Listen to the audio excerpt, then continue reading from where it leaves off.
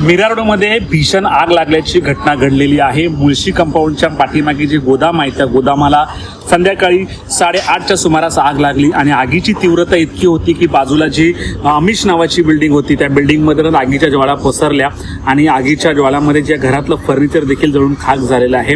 विशेष म्हणजे फायर ब्रिगेडचे जवान घटनास्थळी तात्काळ पोहोचले आणि त्यांनी जी आहे आग विझवण्याचा प्रयत्न केलेला आहे। सध्या आग ही पूर्णपणे विझलेली आहे आणि कोलिंगचं काम सुरू आहे।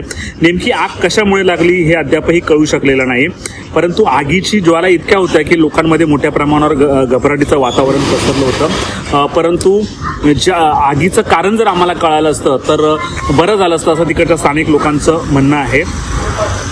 मुळशी कंपाऊंडच्या पाठीमागे असलेलं अमिश पार्क ही बिल्डिंग आहे आणि या बिल्डिंगच्या मध्येही आग लागली होती आणि आगीत गोडाऊनसह शेजारील अमिश पार्क इमारतीचा देखील मोठा फटका बसलेला आहे। मिळालेल्या माहितीनुसार संबंधित गोडाऊनमध्ये सोफा व लग्न समारंभासाठी वापरण्यात येणारे फर्निचर साठवण्यात आले होते आणि अचानक आग लागली।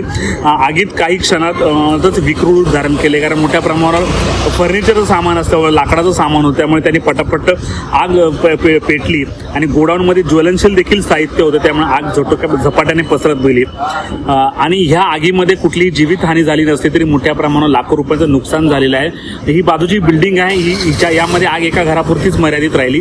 जरी आग संपूर्ण बिल्डिंगमध्ये गेली असती तर मोठ्या प्रमाणावर जीवितहानी आणि वित्तहानी देखील झालेली असती। सध्या ही परिस्थिती नियंत्रणात असल्याचं फायर ब्रिगेडने सांगितलेलं आहे आणि आग ही पूर्णपणे विझलेली आहे।